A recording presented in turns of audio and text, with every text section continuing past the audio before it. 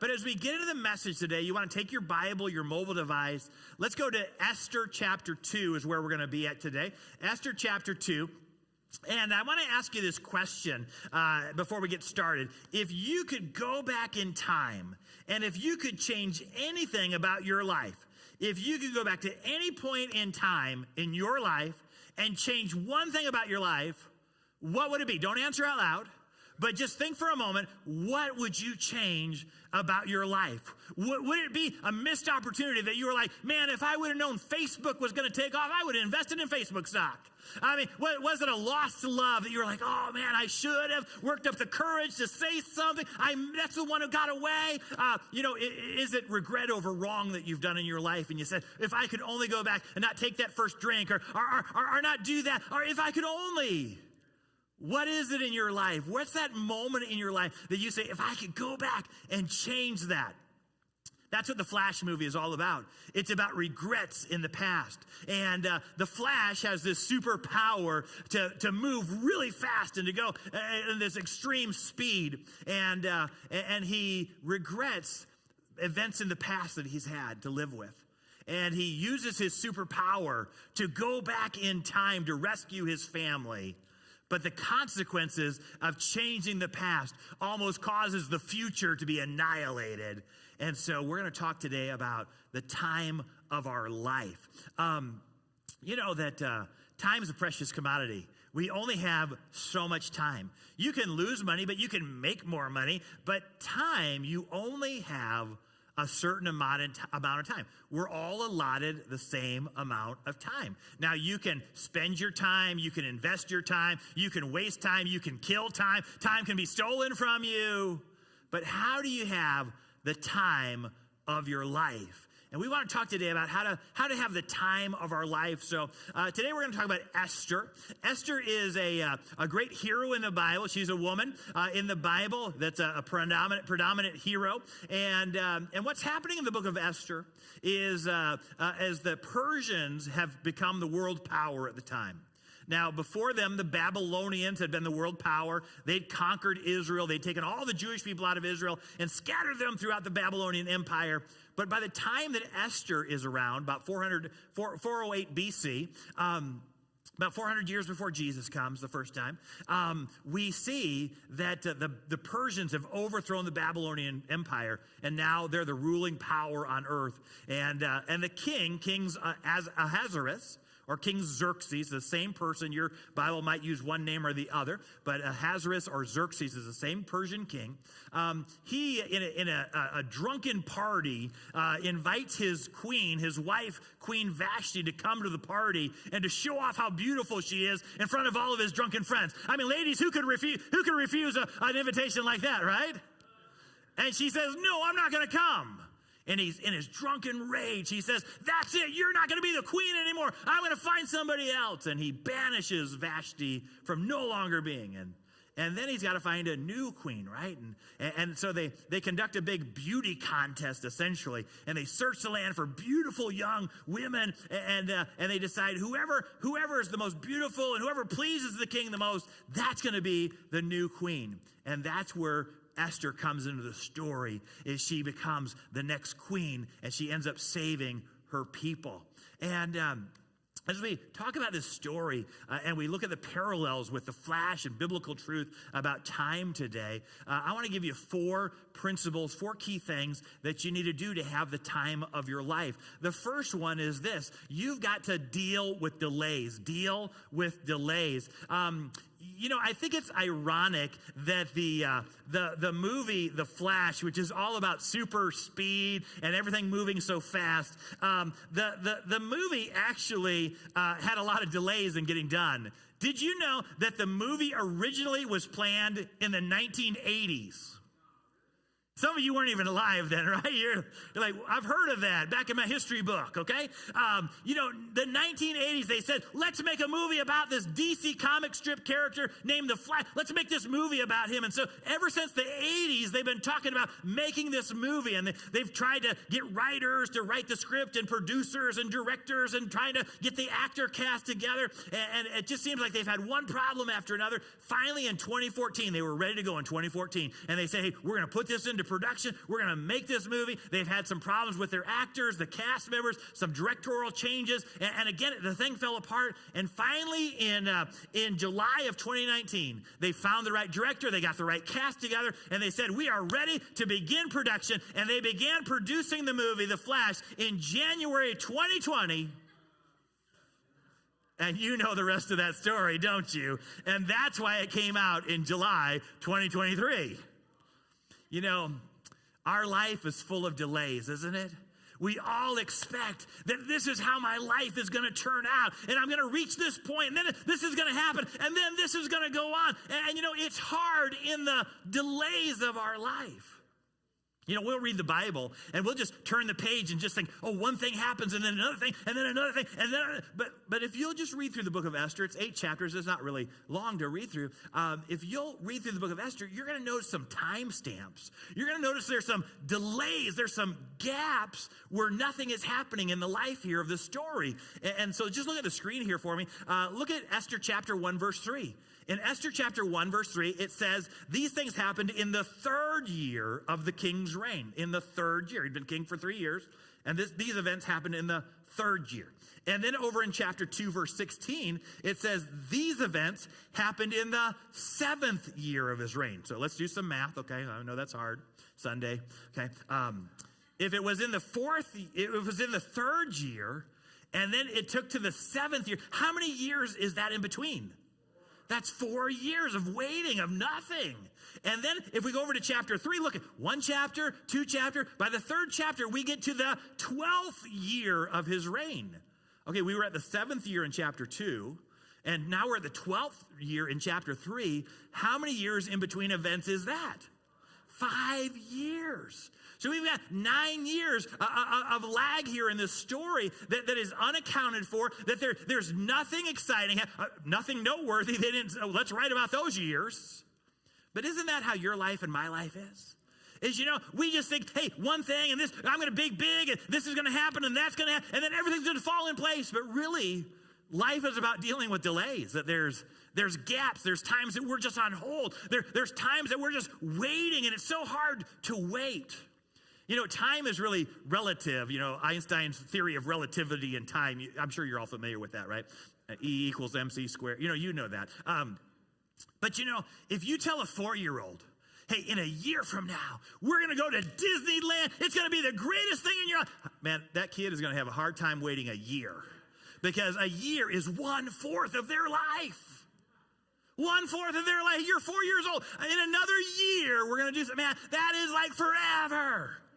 You tell a 25-year-old wait a year, that's just 1/25 of their life. You tell a 50-year-old, hey, that's 1/50 of your life. Hey, you tell a 75, that's 1/7. Time is relative to how long you live and your perspective. But waiting is hard for us because we lose perspective in the delays. And if you're going to have the time of your life, you're going to have to manage and deal with the delays of life when life is just on hold. Nothing seems to be happening, but you've got to trust that God is still working. Number 2, the second thing you've got to do is you got to make peace with your past. Make peace with your past. We all have regrets, right? Every one of us. We come into life and have regrets in our life. Many of you know that Julie and I, our family, we just moved into a new home. And I'll tell you, 1 month from the day of moving into the new home, I'm like, I got some regrets about this house. If I knew now what I did then, I would have done this over here and I would have done that. It doesn't take long to get regrets in life, right? And you know, some of our regrets are about our life and things that we can't control about our life. They're beyond our control. There's nothing we could do about them. We read about Esther, this young girl, in Esther chapter 2. We had you turn there earlier. In Esther chapter 2, in verse 6, it said that her family had been carried away from Jerusalem among the captives, carried away with Jehoiakim, king of Judah, whom Nebuchadnezzar, king of Babylon, carried away.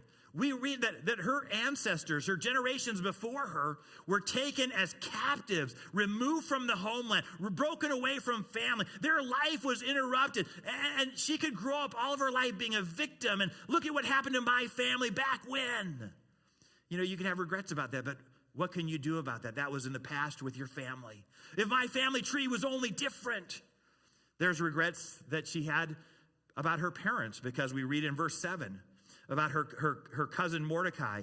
He was bringing her up. Her name was Hadassah. That's her Jewish name.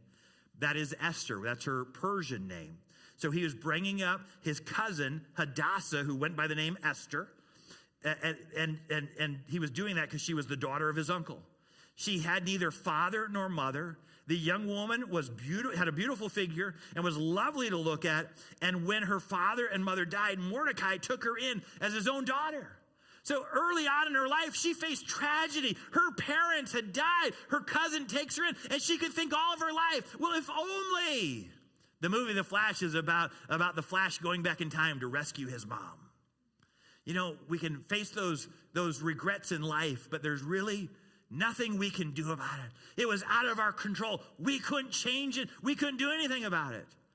And then there's different regrets. Those are the regrets about things we could have changed, that we could have controlled. And, King Ahasuerus, he has regrets about what he did to his first wife, Vashti.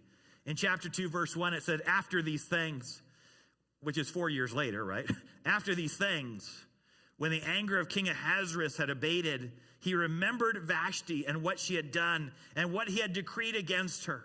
He begins to regret. He said, that was a decision I made in a drunken rage. I mean, it was rash. It was foolish. I shouldn't have, and I'm regretting it now. I remember I loved her. I cared for her, but look at what's happened. And we have regrets over things that we've had control over, that we could have not done that.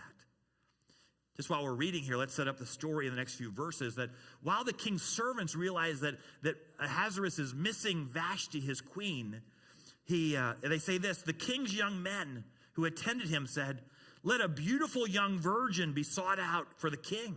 And let the king appoint officers in the province of his kingdom to gather all the beautiful young virgins to the harem in Susa, which is the citadel, the capital, under custody of Hegai, the king's eunuch, who's in charge of the women. Let their cosmetics be given to them, and let the young woman who pleases the king be queen instead of Vashti. They said, hey, you know what, king? We can tell you're regretting, you're remorseful, you're down right now, man. You're really bummed and low. Let's do this. Let's have a beauty contest. Let's find the most beautiful woman in the kingdom. Let's bring all the young women to the capital. Let's put them through beauty treatments and elegance treatments. Let's get them all decked out and sophisticated. And I'll just tell you what, king, you can sleep with each one of them, and whichever one pleases you the most, that will be the new queen. And Ahasuerus said, let me think about that. I'm not sure. No, you know what he said? Yeah, that sounds good to me. And what happens is usually when we make one bad decision, we try to fix it with another bad decision, don't we? And so he has regret over things he's done in his life. Sometimes it's decisions we make. Sometimes it's compromise in our life that we've done, where we've compromised our beliefs, our values, our faith. Sometimes we compromised our standards. Sometimes we've compromised our very selves about things. And we say, why did I do that? Why didn't I speak up? Why didn't I stand up? Why didn't I walk away from that? Why did I do that? I said I would never go there. I would never go so far. I would never do that. And then I found myself on the wrong side of the line. I said I would never cross. Those regrets of compromise in our life. We read about this young girl named Hadassah. That's her Jewish name, but she goes by the name Esther. And her cousin's name is Mordecai. Mordecai, the name Mordecai, most likely comes from the region there of Persia, Babylon, Mesopotamia. And the name in Mesopotamian would be Marduk. Marduk was one of the Mesopotamian gods that the people worshipped. And he takes on this name of a false god upon his life, which was a common practice. When we read about the Hebrew captives during the Babylonian reign in the book of Daniel, we read about Daniel, Shadrach, Meshach, and Abednego, right? You're familiar with the story of the 4 Hebrew children in the fiery furnace. And we read Daniel, that's really his Hebrew name. He sticks to that Hebrew name. He wrote the book. He can call himself what he wants, right? But Shadrach, Meshach, and Abednego, those are the names we know them by. But they're their Babylonian name. They're not their Hebrew name. And so it was customary that when people were conquered, that the conquerors would assign them a new identity, something that was about their God, their religion, their culture. And we find that Mordecai is good with being Marduk. And Hadassah, the good Jewish name, it translates myrtle. You don't really meet too many myrtles today, do you? But anybody know a myrtle? Yeah, I mean, it's still around, a common name, you know. Myrtle. But she goes by the name Esther. Esther is a Mesopotamian name after the goddess Ishtar, a false goddess.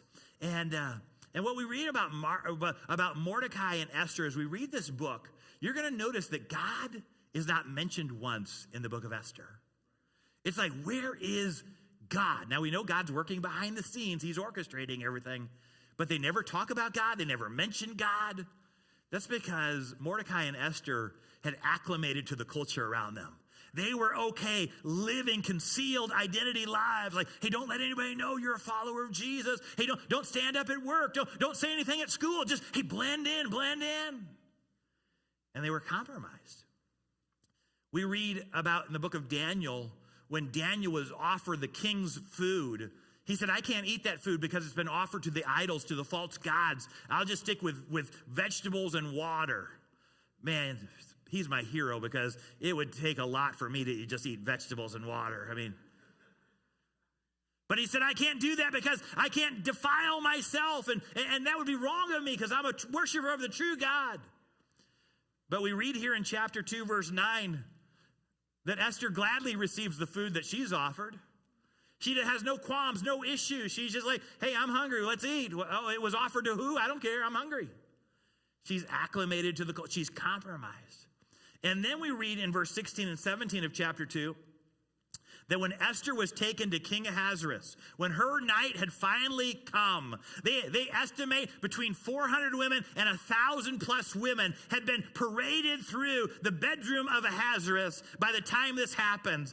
And so the night had come for Esther to spend the night with the king. And when Esther was taken to King Ahasuerus into the royal palace in the 10th month of the year, in the 7th year of his reign, the king loved Esther more than all the women, and she had won grace and favor in his sight more than all the virgins, so that he set the royal crown on her head and made her queen instead of Vashti.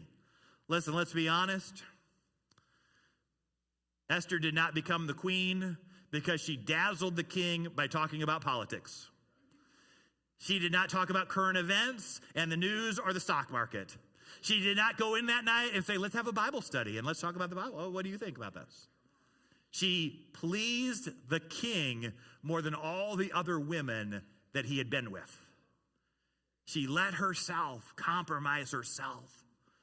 And you know, there's things in our life where we say, why didn't I value myself more than that? Why did I let that happen to me? Why did I speak up? Why did I say something? There's regrets of compromise that we have in our life. The third principle I would tell you today is not just to deal with delays and not just to make peace with the past, but you got to control the clock. You got to control the clock. In chapter 3, we were introduced to Haman, the enemy of God's people. He's the Hitler of the day. He has a plan to annihilate all the Jewish people in the Persian Empire. It starts out with a personal rivalry between Haman and Mordecai, and it spreads to the entire Jewish race. And he goes to the king, and the king is a pawn and says, yeah, you can do it. Do whatever you want to do with the Jewish people. And Mordecai hears about the threat to the Jewish people that they are about to be annihilated. And he sends word to Esther and says, Esther, you're the queen. You've got to speak up. You've got to say something. You've got to do something. Our life is at stake. This is life or death. Hurry, make a decision. Rush, we got to do this right now. The time's clicking away. And you know what Esther does? Esther does this in Esther chapter 4, verse 16. She says, Mordecai, go gather all the Jews to be found in Susa, the capital city, and hold a fast on my behalf. And do not eat or drink for 3 days, night or day. And I and the young women will also fast as you do. Then I will go to the king, though it is against the law, and if I perish, I perish. She says, listen, you don't understand protocol, the royal palace. I can't just walk into the king and say anything. He hasn't called for me in 30 days. I mean, it's the death penalty if you walk in uninvited into the king's presence. You don't understand. He said, no, you got to do something. You got to do our life. Everybody's life is at stake. This is death or life. You've got to hurry and make a decision. And she said, okay. You know what? give me 3 days. Give me 3 days. Would you guys just fast and pray for 3 days? And me and my friends, we're going to fast and pray also. And then I'll go in and I'll see the king. And if I die, I die. That's what makes her the hero of the story, is because she was willing to lay down her life and risk her life. But you know what she does is she stops the clock. She takes a time out. No, the pressure's on. You got to make a decision. Lives are at stake. Why don't you do something now? And she said, hey, give me 3 days. Give me 3 days. She stops the clock. She takes the time out. You know, in sports, all the good sports teams know how to control the clock. They know how to get the ball out of bounds to stop the clock at the right time. They know when to foul somebody to stop the clock. They know how to run down the clock and use up the clock. They know how to set the tempo of the game. That if they're a fast-moving game, players, then they're going to keep the game moving fast. If they like a slow tempo, they're going to slow the game down. Good teams know how to control the clock. And you know what? In your life, you got to learn how to control the clock. You got to learn, hey, the pressure's on. I feel all the pressure. I mean, anybody ever felt pressure about making a decision in their life? Yeah, have you ever been to a car lot, for sale, right? You know, like, those guys pressure you. Pressure, that's all that weight on your life that you feel, man, I'm stressed out. I've got to make a decision. They're waiting on me. People are depending on me. I got to do something. I got to make a decision. And you got to learn how to control the clock, because speed creates weight. Speed creates weight. That the automotive industry and the National Safety Bureau and all those things have determined that the impact of a crash on a human body, when a person is in a car accident, when they're in a collision, they realize that the human body's weight weighs different in a collision than it does normally, okay? So let's just say, I don't know, just say like 100 pounds, okay? For illustration purposes, 100 pounds. Well, you know it hurts me when you laugh like that at me. I weigh 100 pounds twice, plus some. For simple illustration purposes, let's say 100 pounds. So what they've determined is the weight of the body times the speed, multiplied by the speed, determines the weight of the body at a collision. So let's say you're 100 pounds, okay? Illustration purposes only, 100 pounds, and you're going 25 miles an hour, and you have a crash. How much does your body weight weigh? 100 pounds times 25 is 2,500 pounds. That's how much your body weighs at that collision. Let's say you're 100 pounds, and you're in a collision at 50 miles per hour. How much does your body weigh? 5,000 pounds. You're in a collision at 75 miles an hour. Let's be honest, it's 80. You all drive over the speed limit. 80 miles an hour, how much does the body weigh? 8,000 pounds of pressure on your body when you impact in a collision. And that's why bodies the spinal cords are broken, because that human head that doesn't weigh that much normally, when it's traveling at high speed and the impact comes, it just snaps and breaks the spinal cord in collision, because things weigh more when they're in speed. And so much of our life, we feel the rush, the hurry. You got to get this done, make a decision, do this, and you've got to say, wait, I'm going to control the clock. I'm going to time out. Wait. I'm going to make some decisions here. Instead of feeling the pressure, I'm going to control the clock in my life. The fourth thing today is God's perfect timing. You've got to deal with the delays. You've got to make peace with the past. You've got to control the clock. And you've got to recognize God's perfect timing. God's perfect timing.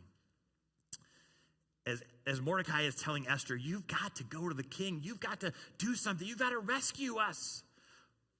Here's what he says in Esther chapter 4, verse 15. For if you keep silent at this time, relief and deliverance will rise from the Jews from another place. He said, I know God will deliver us ultimately. But you and your father's house will perish. He said, if you don't do it, you'll probably die in this, but God will ultimately deliver us.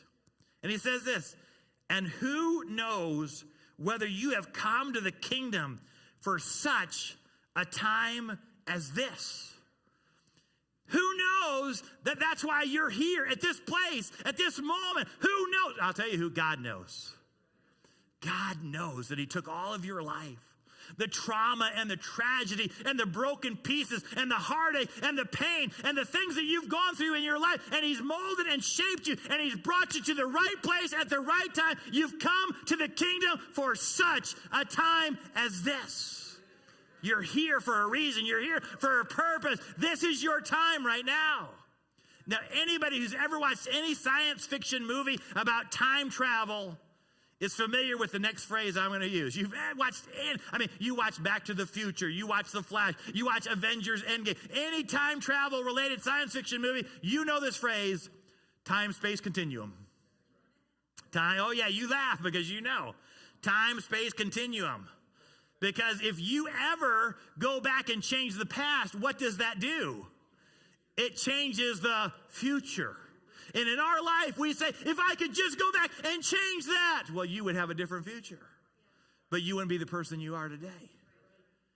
And God made you the person you are today and took all of those things for such a time as this so that you could say, you know what? I've been through that. Hey, you know what God did in my life? He got me through that. God brought me through. God delivered me. Hey, you know what? I've been there also. Let me help you because look what God did with my life. You know, God uses for such a time as this. And you've got to say, oh man, I'm living in the right time.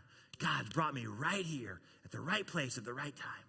And how do we apply this? How do we live this out? Let me ask a few questions for us. First of all, this is, how am I dealing with delays? How am I dealing with delays? There's going to be delays. Do you get frustrated? Do you get angry? Do you try to manipulate the time and do something and make something happen? How do you deal with the delays? Number two, have you made peace with your past? Have you made peace with your past? We've all got a past. We've all got regrets. Is that past still haunting you? Is that past still eating you up and saying, oh, if I only, I wish I. Hey, there's some things you couldn't do anything about. There's some things you could have done something about, but you didn't. But that's why we need a Savior, is so that he can forgive us and we can be free from the past of our life. You know, are you controlling the clock? How do I need to control the clock in my life? Am I letting all the pressure get to me? Or am I setting the pace? Am I setting the tone and saying, hey, I'm going to discipline myself and I'm going to manage the clock of my life? And number four, how am I recognizing God's perfect timing in my life? God's perfect timing.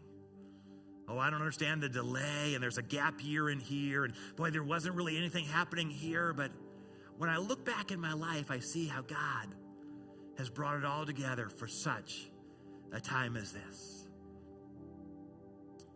We started today by asking the question, if you could go back in time and change anything about your life, what would you change? And you thought about missed opportunities, and you thought about wrongs you've done, and you thought about how you could right them if you could, and you thought about lost love, and there's a long list that we all have of regrets that if I could go back in time and change.